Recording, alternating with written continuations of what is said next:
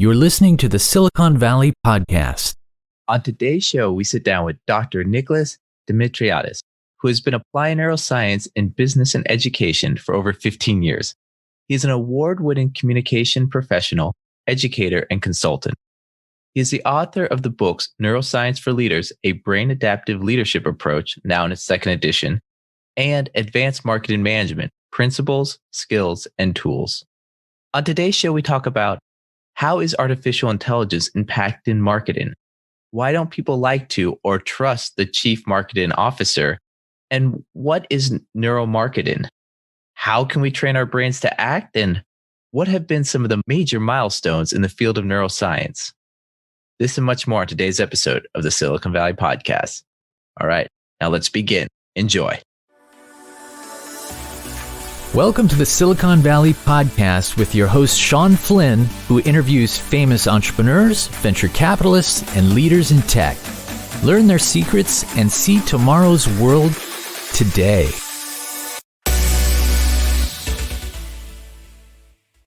Nick, thank you for taking the time to be a guest here on the Silicon Valley Podcast. Now, I'm super excited about today. You were introduced by a great friend of ours, Nikolaso, who, is the host of Brains. There's Silicon Valley Zombies. He's also a host of an amazing Clubhouse weekly event.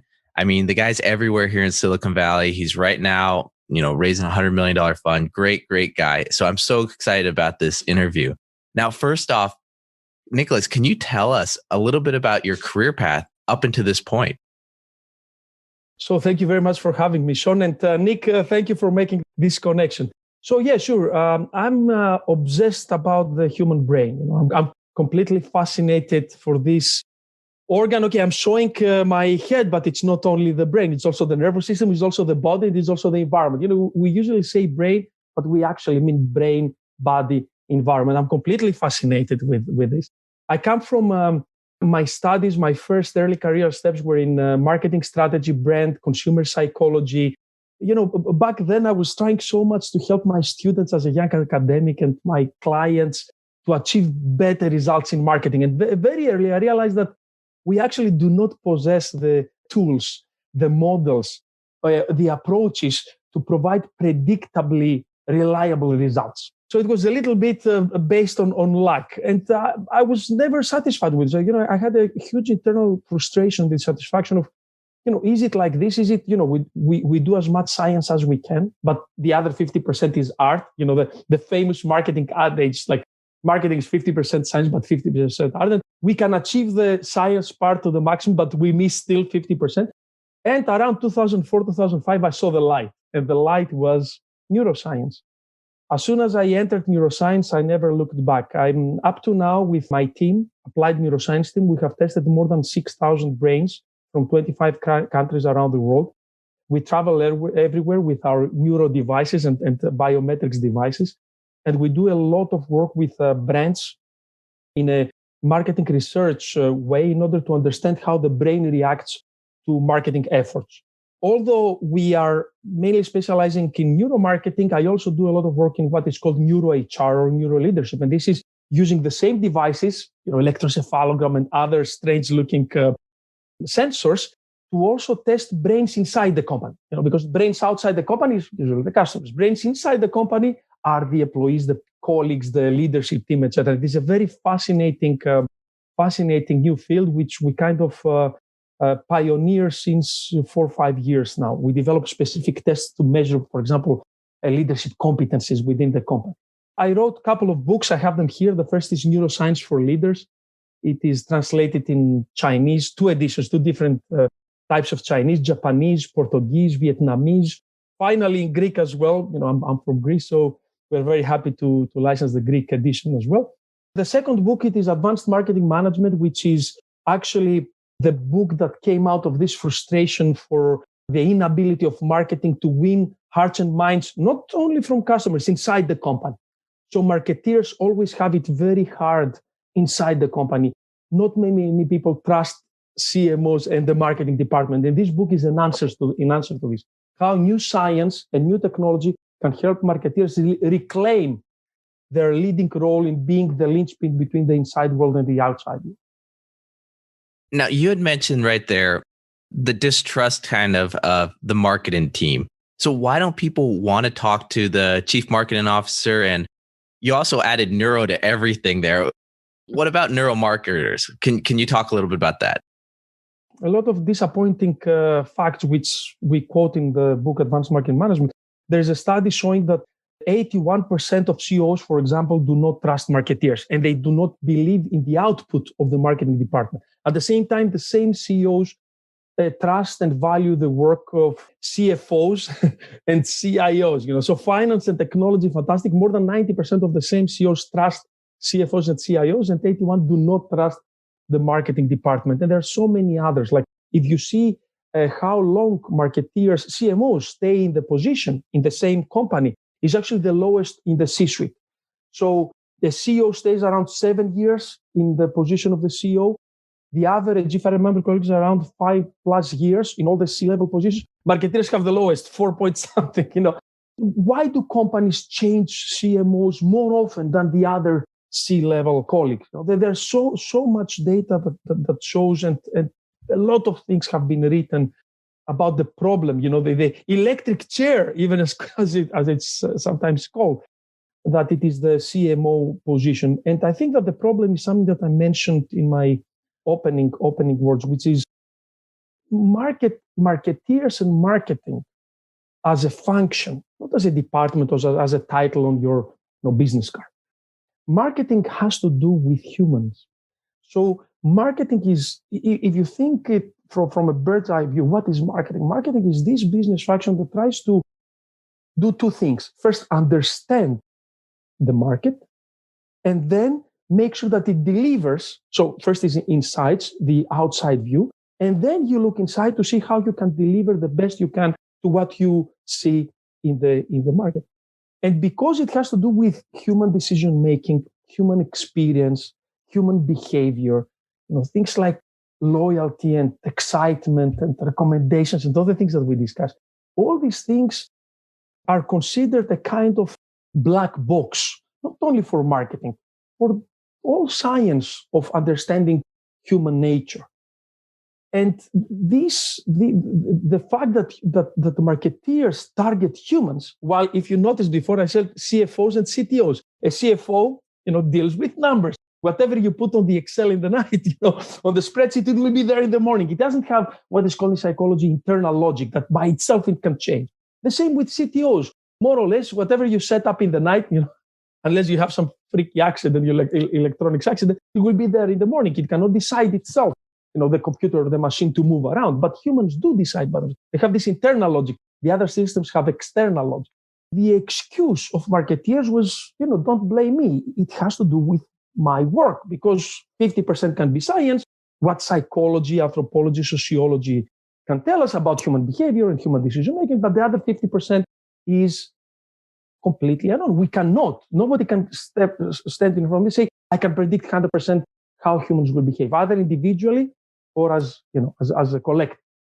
And we got comfortable with this. And the same problem have HR people, because as marketeers deal with people outside of the company, HR people deal with people inside the company. And they have the same problem, the same 50% science, 50% art, because again, we deal with humans. We don't deal with machines, numbers, and other tangible and items or technological items.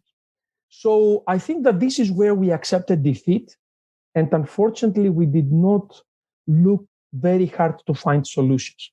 One solution that it was promised to us, and it's good because of what it says behind in your wallpaper, it says Silicon Valley. So digital marketing around 15 years ago emerged as the answer to this problem. Like if we focus on digital and we use big data and the fact that we can have real-time, unbelievable types of data that we never imagined that we can have. Now I can sit next to somebody having breakfast and getting this person's opinion about the breakfast because they take a picture of it, they comment on it, they share it with somebody else. This is a paradise, a dream world for marketeers, understanding. So we thought that with this new stream of data, the amount of data, big data, we will solve the problem of unpredictability of marketing. Of course, it didn't work like that. And there is a lot of research showing that it didn't work like that, unfortunately. Digital marketing was fantastic. It solved many problems. It revolutionized the world, but it did not by itself solve the problem of predictability. And, all marketeers jumped into the digital marketing wagon, believing that they will find the answers. We didn't find the answers. Actually, we're looking. And we overlooked science, and especially neuroscience. Since 1980s, neuroscience is increasing our understanding of human nature, with a huge drastic increase, because the technology, fMRI, PET scan, all these weird looking devices are actually quite recent in science. So since the 80s, we see a revolution, 80s, especially 80s and then 90s, we see a revolution looking inside the brain, our nervous system, our body, and how it interacts with the environment. We said brain, body, environment. And we understand it now much better than we could do before with more traditional sciences like psychology, anthropology, sociology. So now neuroscience is giving the answers. And this is where NeuroMarketeers come in. Marketeers were the first professionals within the business system to actually embrace neuroscience. And usually, if you think about it, marketeers are usually the people that innovate first in companies because they are under this constant stress. They leave earlier their position, CMOs, we said companies change CMOs more often than anybody else. So they're under constant pressure to deliver. And thus they are, their stress and anxieties make them very open to things that are happening. So end of 90s, the first neuromarketing services, ideas, discussions, articles started appearing. And since the beginning of 2000, we have now neuromarketing as I believe, one of the most promising and scientifically based answer to the most important marketing problems we have, since the inception of marketing. And it's going much better. Now neuromarketing agencies can be found all around the world. There is education, university degrees you can do in neuromarketing. There's, of course, corporate and company training. There are books. It's going much better. If you ask me, I would like it to be even faster, the adoption and the education of neuromarketing. And I think also neuromarketing is a little bit to blame for that. But generally, a neuromarketer is a person that understands the methods, the tools, hardware and software, the opportunities and challenges that need and can attract the help of neuroscience and apply, this is why we call it applied neuroscience, and apply neuroscientific perspective and approaches to the problems we face with companies every day. So there is a lot of work to be done to bring it in the level that we want, but we are getting there. So there was a lot there. One of the things I'm really curious about is your thoughts of artificial intelligence impact in marketing. And I mean, it sounds like it could be used for good or bad purposes. Can you talk a little bit about this? Sure. Artificial intelligence was also embraced by marketeers, and I think it has a good role to play. First of all, where AI cannot be implemented. Can we think of human socioeconomic activity where AI either does not already play a part or it will not play a part in the future? From self-driving cars to smart solutions for agriculture to, of course, we go through a pandemic to a health crisis. So artificial intelligence is becoming fully integrated thing in many things in human life. Of course, marketing is there to use it. As we said, marketing is very innovative within companies. So artificial intelligence is used by marketeers, I think mostly on the communications part, although this should not be the case. Of course, you know how social media are using AI, and this is how marketers are using it for communications. The one is in a big umbrella, which we can call audience management. So artificial intelligence help us deal with a vast amount of data, with machine learning capabilities, and try to understand better our audiences down to the level of the individual. Okay. And at the same time, help us develop and deliver content messages that are tailor-made to this, to our audience and to the individuals. Understanding, as I said before, you remember I said, what is marketing? Understanding and delivering. The same AI now is used heavily in order to understand the market, understand the different segments, the profiles, and the individuals that play a role, and then help us deliver and create and deliver sometimes in real time messages tailor-made to the individual, to their needs, and to the profiles of personas as more accurate and highest effectiveness that we can. But that's one part. This is one way of using AI. AI can be used in all aspects of marketing, and looking at marketing from a communications perspective is not complete. Marketing, for example, should deal with pricing. So using AI to develop pricing models as airlines and many other, and of course, e-commerce platforms, like Amazon, they're using it to the highest degree, trying to find pricing strategies and tactics. Okay, so pricing is a very important aspect. Although it is a very, very sad story, because there is a research that shows that the element that marketeers, the element from the traditional marketing mix model of 4 Ps. Everybody that went through formal marketing education, they know that marketeers deal with 4 Ps. It's product, price, place, promotion.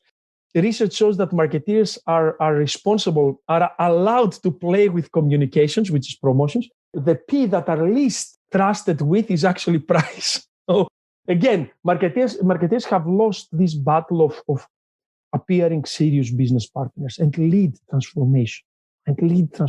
They are not. Marketers are not asked to lead transformation. Other professions, unfortunately, are asked to lead transformation. So AI is there.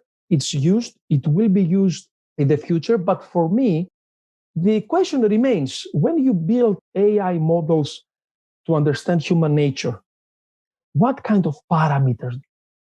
And this is a big question of AI and how robots will look at the future and how we will interact with them. Because we tend to forget that who we are today come from quite a big history of evolution of many thousands years, million years, billion years, changing and nature trying things and reaching where we are. So why do we think that we can do this ourselves with machines? I'll give you an example. Microsoft created an online bot, and it released it a few years ago to create its own social media account and behave as a normal human being. Maybe I think it's called the Alan Turing test, right? That if you talk to somebody that you don't realize that this is an artificial entity, then we have created artificial intelligence. Anyway, they had to disable it by end of day because the bot learned from Twitter how to be an extremist and a hater and a racist and a neo-Nazi and all the worst things that he can be. Because we have specific, we call it factory-ready settings when we come to life through evolution. The machine does not. We will play the role of nature and program some parameters.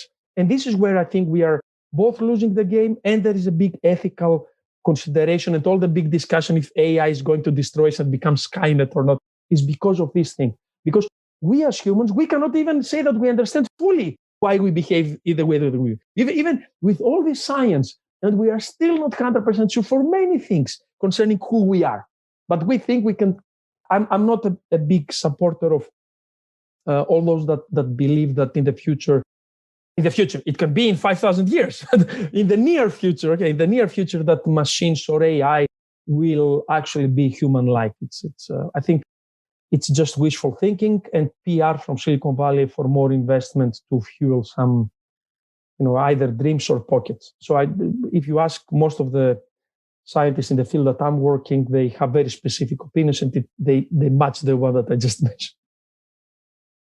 So with that, when does artificial intelligence, when does it go from being targeted to the person, giving them more of what they want, to manipulating the user to that dangerous zone?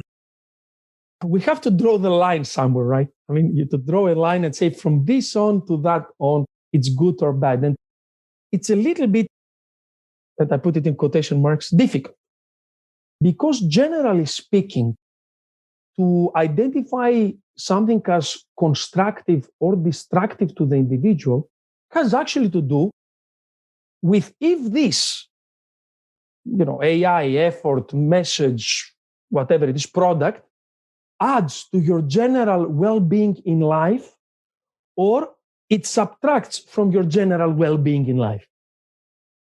That's the way that even we do diagnosis, in mental and emotional, health issues.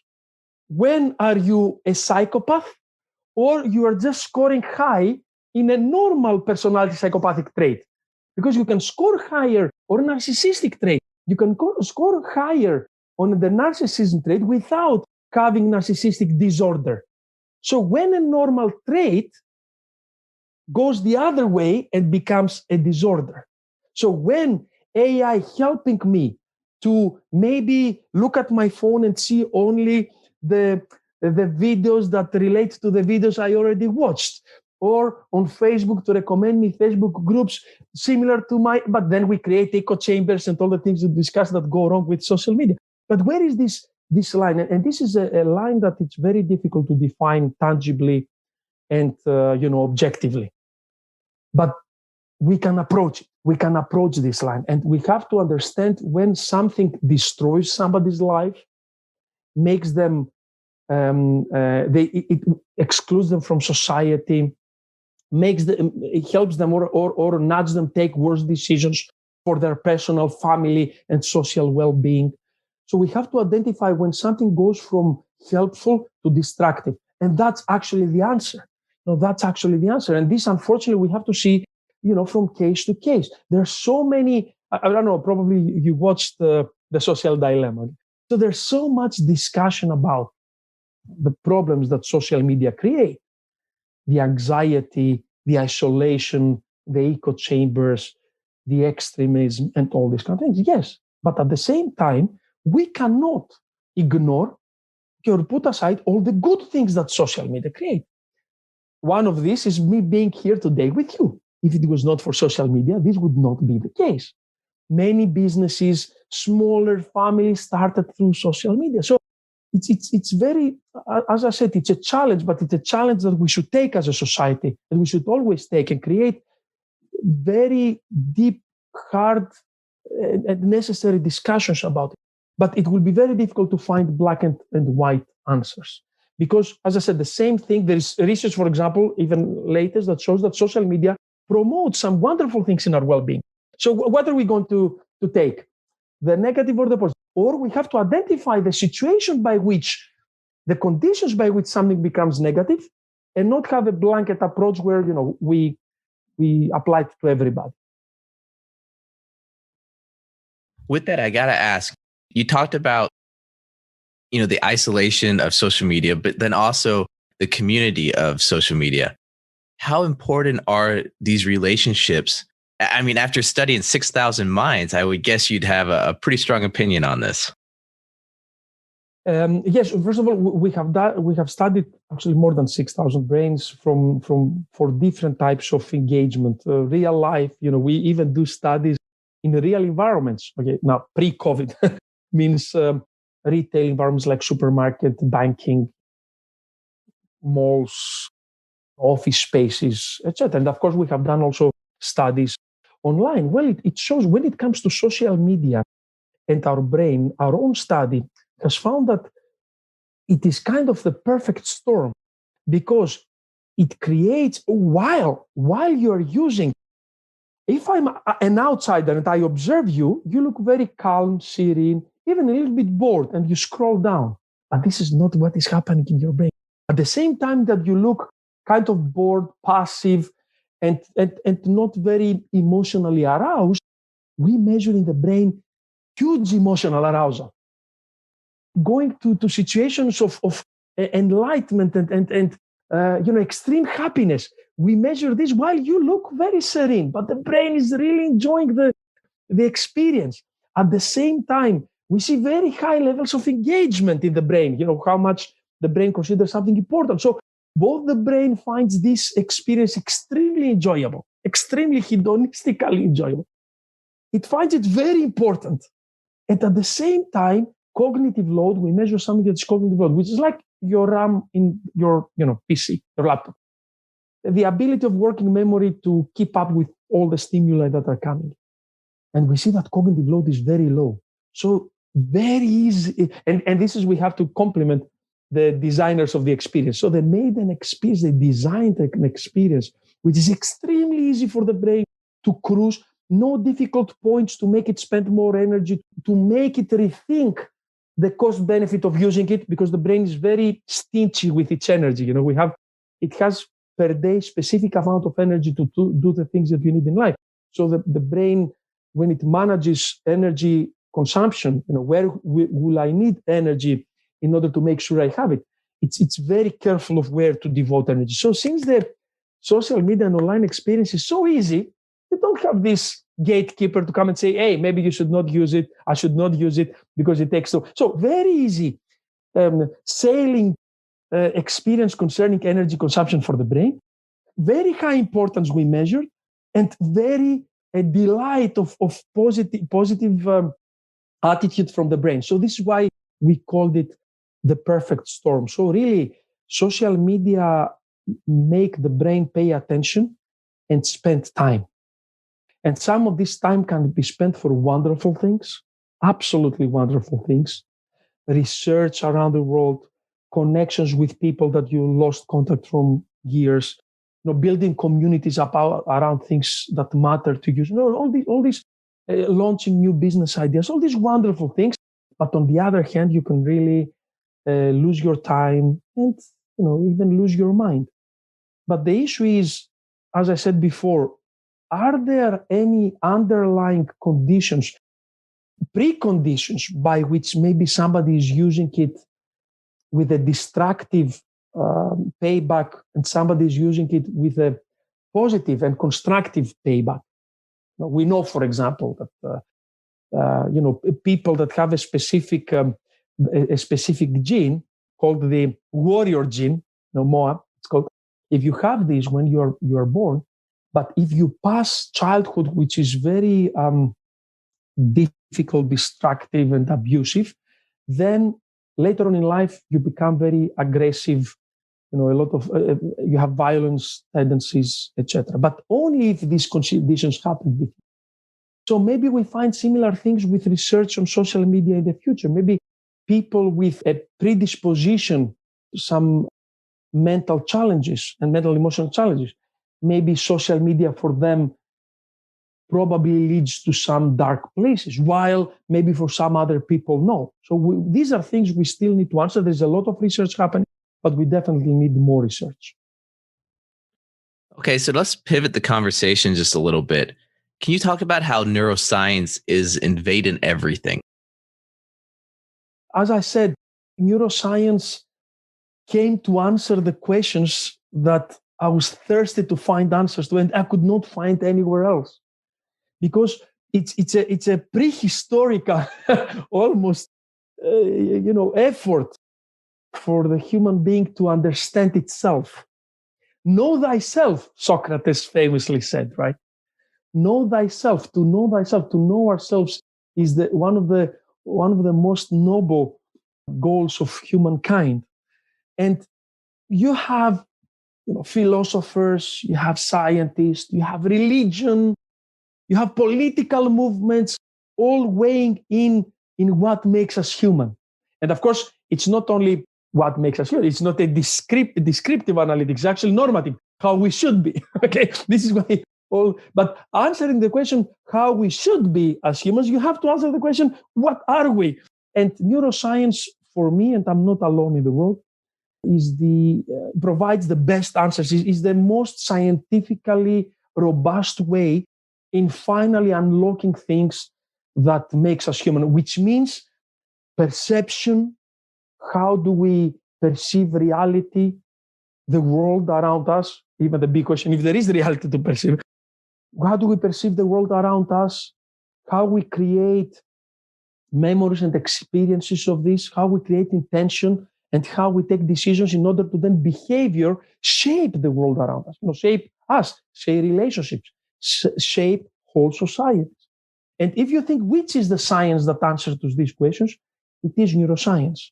It used to be psychology, but, and I know by saying this, many people, psychologists will, not all, but many will probably be critical. Psychology did not provide the answers we were looking for. Actually, my understanding is that even it lost its way the last 30 years, and it actually pushing answers even further away than closer to us with what is called the cognitive revolution. So the cognitive revolution was a big new step in psychology from the 50s, where many psychologists stopped having belief in behavioral psychologists.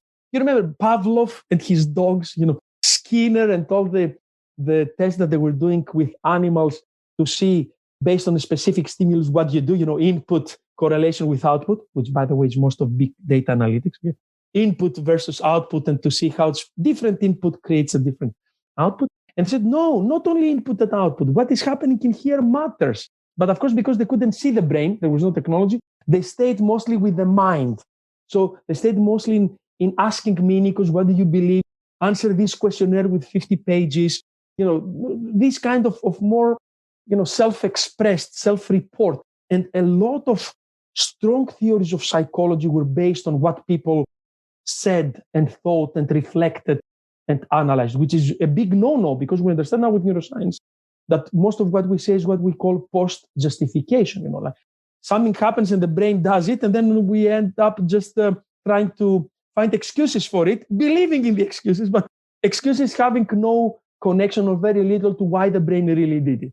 Okay, so this was the problem of all the cognitive revolution. Indeed, kind of said, okay, it's not only input output. We don't have only perception neurons and motor neurons, so input neurons and output neurons. We also have inner neurons, in between neurons, interneurons, neurons that do analysis. So we have to understand the analysis. How should I say this analysis? I will ask Shawn. Shawn, what do you believe about this? And of course, that was not the right way.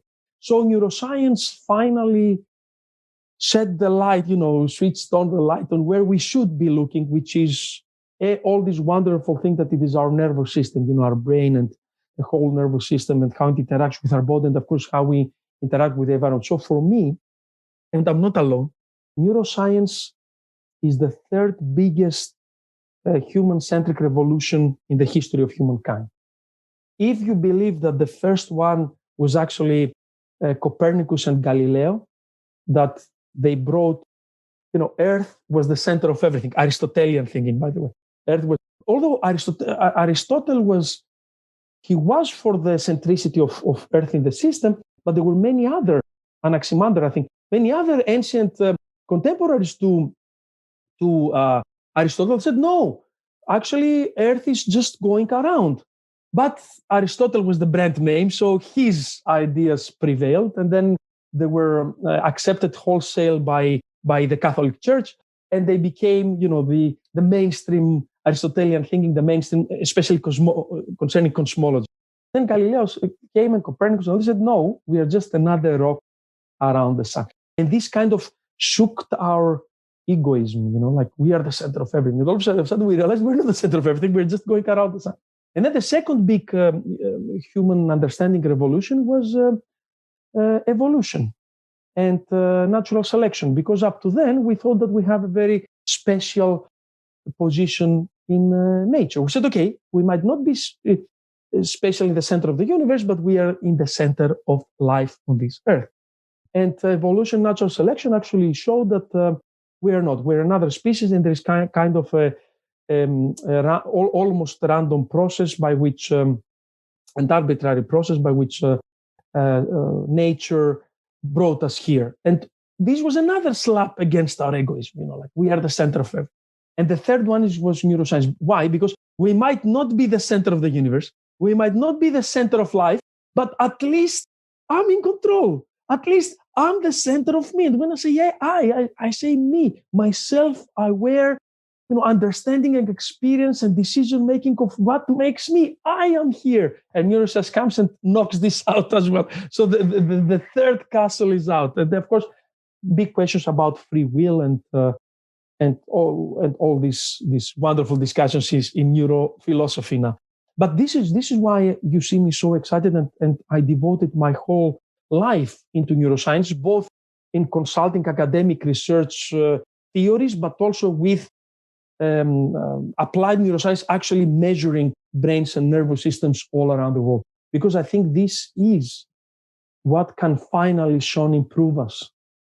Because after how long is human society in the way that we know it today? Maybe we take it back to Babylonian times, first writing and big cities, and maybe a little bit before, maybe around 9,000 years, 10,000 years, where we stopped being hunter-gatherers and we became farmers. Okay, and then by creating inevitably these big cities and big systems and politics and production. So if you look at human history, did we really improve? Did we really stop wars? Did we really stop hating each other? Did we really stop bullying at school? Did we really save kids to die from hunger? Now in 2021, I don't see much improvement. I mean, okay, of course, there are things that improved. There are things that we live longer. We have airplanes and self-driving cars. But let's not confuse technology with social improvement. There is a difference between the tech, medical, and scientific improvement, which is kind of goes higher and higher, and socio-cultural improvement. They don't match. They're not the same thing. We tend to think it's the same thing, but it's not. So maybe neuroscience is our last bet. And of course, if you ask me, but can we use neuroscience and AI and all this for doing bad? Of course we can. Humans use everything for good or for bad. But at least we need to know. We need to know who we are as human beings. What triggers decisions? Shawn, now, the last study from a year and a half ago, that we can now measure in the brain up to 11 seconds before you even say, I have to take a decision, the brain generating the decision. Up to 11 seconds before you say, I have to take a decision, and decision. We measure the decision being born in your brain and giving the overall direction. Out of 11 million bits of information coming into your brain through your senses, only 50 to 60 your conscious mind analyzes. 50 to 60, not 50 to 60,000, 50 to 60, period. With an upper limit of 120 bits per second. That's it. Where are the other million? We said 11 million. Where are the other million? Who analyzes it? How are they analyzed? With what algorithms? These are the things that we were ignoring, and they're uncomfortable things to ask, because, as I said, they knock out our self-centricity, the fact that we run the show.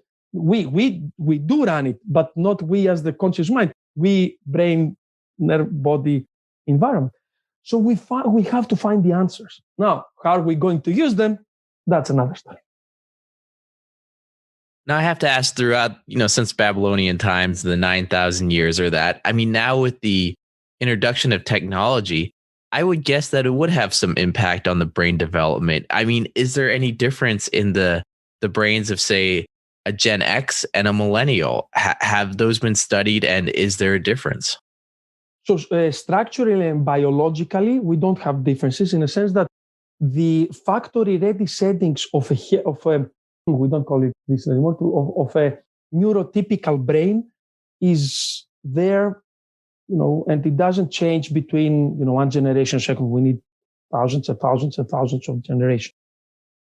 However, because the brain is plastic, this means that, Shawn, when you are born, you have most of the neurons you need, but the way that the neurons create connections and try to develop the structure that it is the brain, it is not the same from person to person, because we live in different environments with different challenges. So people that live, for example, in abusive, they spend the early years with very little care, very little love, very little work, and they live in an abusive environment. The brain will say, listen, I have to survive. So let me switch off these parts, switch on these parts. For example, I will exclude empathy, because why should I have empathy?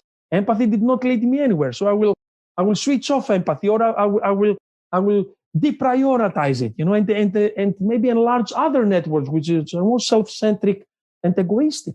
So the brain itself, biologically and genetically, does not change so fast. What changes is how the brain learns to react. This is what changes. And I'll give you an example from our studies. We were measuring visual attention of different generations, and we found out that this very famous, up to now famous millennial generation, the younger within the millennial generation, people could not focus on specific parts of what we were showing them. Though the later generation was very easily focusing on specific elements on the pictures, if it was in a online retail environment, the price, the younger generations, you only saw with green in the heat maps, we indicate very little focus. It was full of green dots, like their brain was scanning, but did not find the motivation to stay somewhere and focus. So the brains of younger generations, especially the people that are now, between, let's say, 30 and 40, maybe late 20s as well, they found it much more difficult to focus and to direct their attention and stay somewhere. And I think this has to do with the overflow of information and this overload of stimuli in our life, that the brain has the same capacity to crunch data as it had 1,000 years ago. The capacity did not change of the brain. We didn't change the working memory mechanics of the brain. But in order the brain to be functional and to operate healthy in life, it had to decrease the time it spends on an element in order to allow to scan more elements. So there was a trade-off between focus towards a wider, radar performance.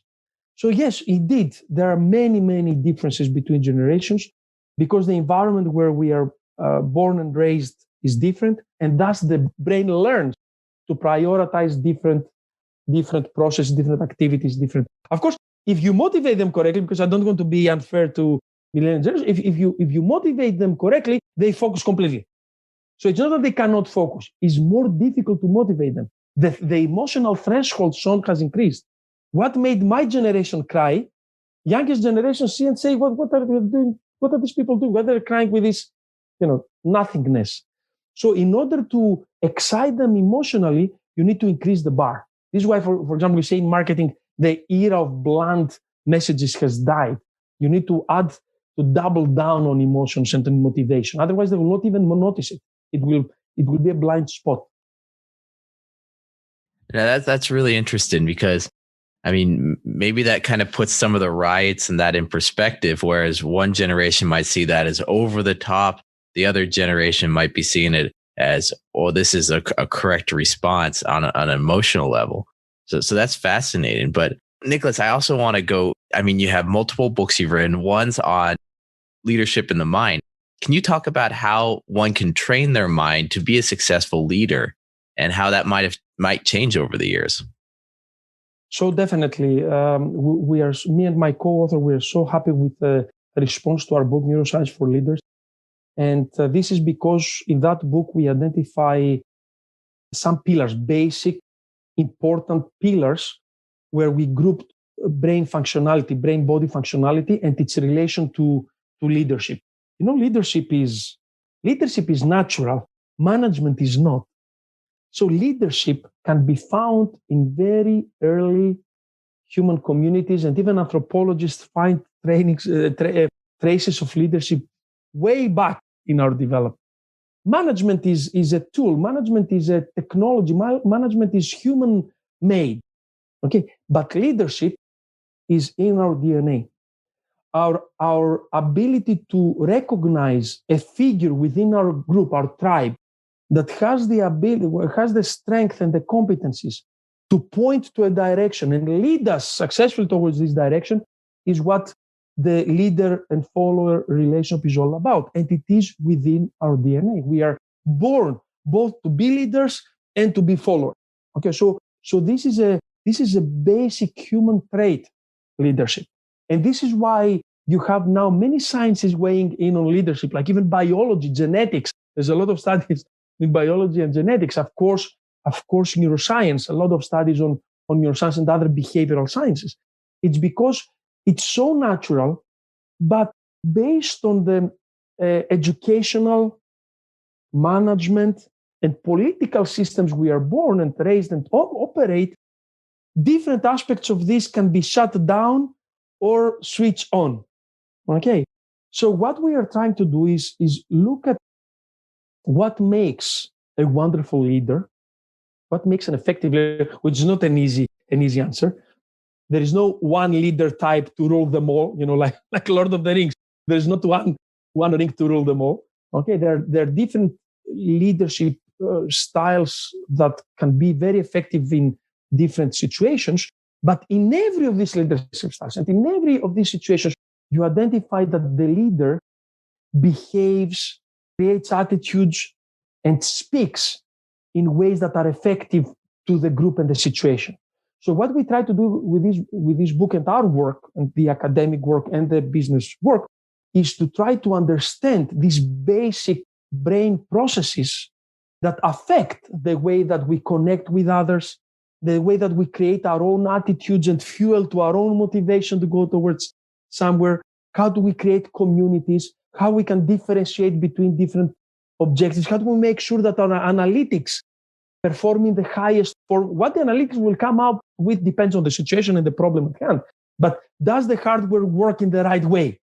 Or, for example, we take very important decisions on Friday night where cognitive load and especially tiredness of this very important, system that the brain has to kind of be the gatekeeper of other urges is tired or is strong. Because if you cannot recognize in yourself the moments where you have what we call ego depletion, in the willpower literature, ego depletion, where this energy, and we were talking about energy before, how the brain is one of the key functions of the brain is to make sure that it maintains the correct amounts of energy, enough amounts of energy for the brain to perform during the day. So if you deplete this energy, where the brain will take fast energy from? From your prefrontal cortex, the executive brain, the part of the brain that is the brakes, is the stop, is the inhibiting, we call the great inhibitor, the great stopper, things that may be more impulse or as a gut reaction you want to do. So if the brain is tired, it will deplete first energy from this part because it considers other part more important for keeping you alive.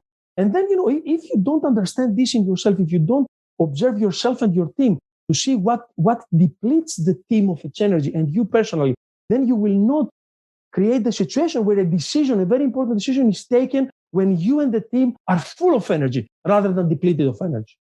And unfortunately, now with the pandemic, constant Zoom meetings and the famous Zoom fatigue has created a situation where unfortunately engagement goes down, depletion goes up because, you stay in front of a camera like this, very self-conscious of yourself, of how you look and what you say. How is your body? Can I do like this? No, I cannot. While if I'm in a meeting with you, I have much more degrees of freedom. We call it degrees of freedom to move, to stay, maybe to play with something, draw something. No, online, you have to be like that because everybody's looking at you like that. So the brain takes this new situation and says, okay, this is how we perform. But performing like this, it's very expensive for brain energy. And thus, we are unfortunately depleting ourselves very fast. And as I said, engagement go down, team relations go down, effectiveness of decisions go down. It's a tough situation. So this is what neuroscience can do for leadership. Help leaders, for me and my co-author, everybody is a leader in different aspects of your life. You might be in one team a follower, in the other might be a leader. In a situation outside your work, you can be a leader or a follower. So this leader follower is not a formal title. Is actually a brain strategy, a cognitive mode. It's a way that the brain says, "Aha, here I'm a follower. I will listen very much to Shawn. I trust him. I'll do. Here I'm a leader because all these kids around me expect for me to take them out and Here I'm, of course, the brain doesn't call it leader and follower, but it creates the cognitive approach, the brain approach to get into the right mindset and be successful in the social situation. So everybody is a leader and a follower in very many different aspects of your life, but also in the same moment, okay? In different, if you take it horizontal, in different socioeconomic activities you have. So neuroscience can actually teach us how the brain and body reacts, understands reality, interacts with others, and thus, by being aware of all this, to help, I'm not saying take control because you cannot, to help, to assist, to be a buddy to your brain to become even better, rather than to be an obstacle, an enemy of your own brain, and make it more difficult for your brain to develop this wonderful cognitive and other type of processes in order to be a better leader or a better follower or both. There's a lot there. You had mentioned Zoom fatigue. You had mentioned a lot of things. So I got to ask, from your point of view, what has happened to people over this last year with the lockdown, and how can they come out of it? What's advice for them to come out of it? So this has been my number one, let's call it best-selling content, in the webinars, trainings, coaching sessions, presentations, etc. Because crises like this create unpredictability for the brain. And the brain, and many people are surprised when I mention this, but the brain is a predictive organ. It's extremely important for the brain to predict the future. And when I say the future, I don't only mean 1 year from now. I mean the next 0.3 seconds. So how the brain works.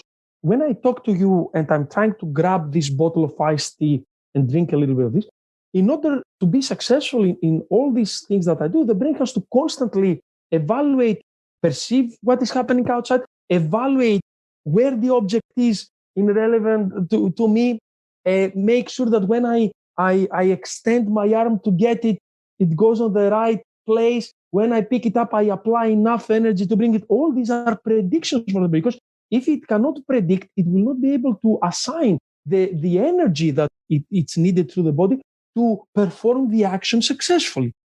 So the brain does hundreds, some people lately, with a new theory of intelligence, it's called the 1,000 brains, say hundreds of thousands predictions per second in order to perform effectively.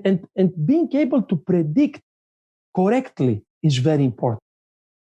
When there is prediction errors, means I predicted this, I devoted energy, and this is not how I expected, it can be life-threatening. It can be very simple, like dropping the bottle of the refreshment that I'm drinking, but it can be very important than like a car hitting me when I go outside of my building, or losing a job, or destroying my family.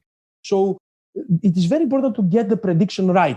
There is, some people say the brain does not like 100% predictability because it always have to leave space for learning. So there is actually a very famous neuroscientist that says not 100% predictable. Actually, the brain wants to have even a little bit prediction, which is very interesting. Okay.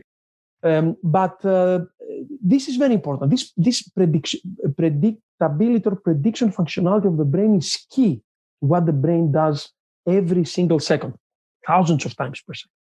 But what happens when the prediction models fail and fail and fail again? Then this prediction error is repeated. The brain tries different things, tries to change view of reality, tries to get more information. This is what happens in uncertainty, in events that increase uncertainty, in a financial crisis, a pandemic, a lockdown. Like so, when uncertainty exists, fear appears, because fear is a very natural response of the brain in its threat management system.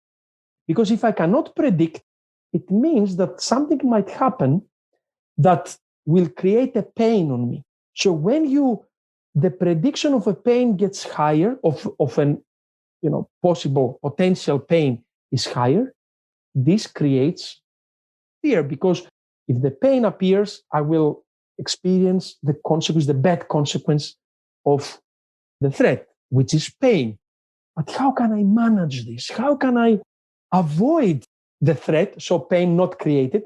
Or if I cannot avoid the threat, to minimize the consequences. So this has been the main questions I'm trying to help people to answer. That unpredictability very naturally disrupts the brain's ability to predict with some confidence what will happen in order to devote right energy to right things and continue your life as normally. This inability to give good possibilities for predictions, because we don't know, everything is moving, everything is in motion, so I cannot be sure what will happen. Thus, I cannot assign good probabilities, credences, in Bayesian approach. I cannot assign high credences, so I have to keep my credences low, which means until very late in the process, I'm not sure what am I going to do. And thus, more threats appear, and threats are possible pain, and thus I feel fear, and fear can lead into anxiety, and anxiety is something that incapacitates me to respond to the situation the best I can. So the big challenge for people in this kind of unpredictable situations and very complex, dynamic, in-motion situations where you cannot really predict with some degree of confidence is how to manage your fear, how to be more productive against you, how to embrace your fear, and how to analyze it in a way that will help you become more ready to deal with the situation rather than allow the fear to linger, grow, find corners that it can nest, and create a much worse situation for your mental and emotional health. And yes, there is a way that you can deal with your fear in a productive and positive way. First of all, you have to acknowledge your fear. Fear is a very natural emotion. If you don't feel fear, there's something, not wrong, but something strange, because we need to feel fear. Fear is a sign, an alarm signal. And you have to understand where it comes from, which are the data that made the fear, come alive. What are the consequences if the pain comes, if the threat materializes? And then is when you devise your best strategy to deal with it. And when you have the strategy there, then you already started dealing with it. You minimize your fear, very positive processes and juices in your brain start develop, and you feel even better to deal with unpredictability. But it has a process. And with all the years that you've been studying neuroscience, everything that's out there, I mean, let's talk about the future. What really excites you about this field that maybe we haven't seen yet? Or what are some things that some, huge tech companies are working on that might really excite you? The most exciting field is brain-to-brain interaction, or interface, if called, or brain-to-machine interface and interaction. We all have heard of Elon Musk and Neuralink and their goal of placing a chip directly on the brains of, now they do it with animals, maybe later on with humans, and allow mechanically the brain to perform some things that maybe we have lost because of a stroke or an accident or disease. But not only brain to machine interface and interaction, but also my brain to interact with your brain without necessarily our conscious parts playing a big role. There were a few studies we mentioned also in the book where there is somewhere a scientist playing a video game, and then one of the scientists is looking at the screen of a video game, and then other scientist is holding the joystick, the controller for the game. So the one looks what is happening in the game. Different parts of his brain light up what they should do with stimulation on the brain of the other person. These signals go through internet and they stimulate the right parts of the other person and moves the joystick, the control in the right without actually looking at anything. And they managed to win the game. So you see that two brains collaborating without having the same exposure to the same stimuli in front of them. And now this was a study between two brains, and now they managed to do it between three players.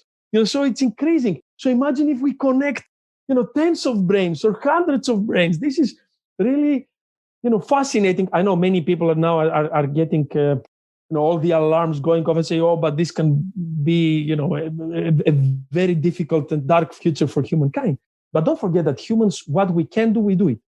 Concerning knowledge, how we apply it, I said, it's a completely different story, and actually I'm much more positive of how we apply things. Actually, humans, when it comes to technology, we indeed use it for bad. There are bad actors, but I think mostly it's used for good. We can take any example you want, and in the end, you will see that most of the technology is used for good. Of course, there are some, a percentage that always will use it for bad, but the majority is used for good. And so this as I mentioned, your brain takes a decision up to 11 seconds before you are consciously aware of it. So the brain does wonderful things without us getting involved. Maybe if we harness this power of the brain, these more unconscious processes which represent 99.4% of who you are, the unconscious process, are only 0.6% approximately what you do. So maybe we will do some wonderful things. Some bad, unfortunately, I'm not sure that as human beings we can avoid. I hope we'll minimize the negative effects. But I think a wonderful future is happening. And there is another area in neuroscience that I'm personally very interested in, because I have developed with my company some proprietary studies, is using neuroscience to find competencies, skills, personality traits, if you want to call them. So instead of using science of tens of years, 40 years, psychometrics is a very old science.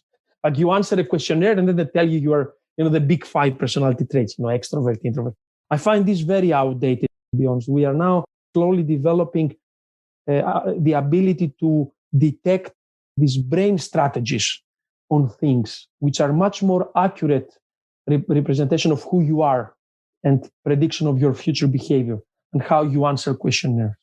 So I think the ability to use brain scanning and body scanning to more accurate understand who am I today. The brain is plastic; it might change, soon. But who am I today? I find completely fascinating. I think this is the missing link. This is the missing link in what we do as human beings in society. How are we going to know who we are?